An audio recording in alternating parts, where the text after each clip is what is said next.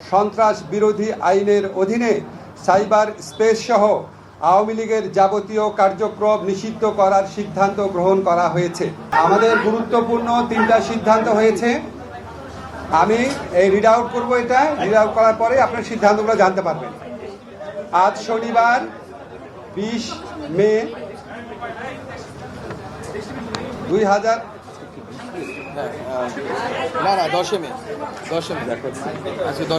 আচ্ছা, আমি আবার থেকে পড়ছি। হ্যাঁ, আজ শনিবার 10 মে 2025 তারিখে উপদেষ্টা পরিষদের এক বিশেষ সভা অনুষ্ঠিত হয়।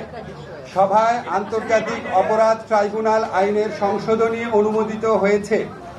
সংশোধনী অনুযায়ী আন্তর্জাতিক অপরাধ ট্রাইব্যুনাল কোনো রাজনৈতিক দল, তার অঙ্গ সংগঠন বা সমর্থক গোষ্ঠীকে শাস্তি দিতে পারবে।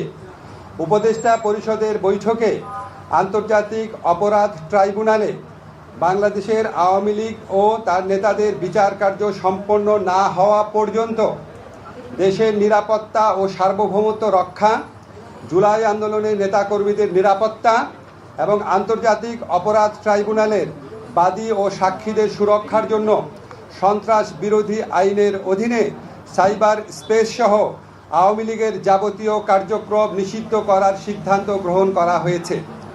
এ বিষয়ে প্রয়োজনীয় পরিপত্র পরবর্তী কর্মদিবসে জারি করা হবে।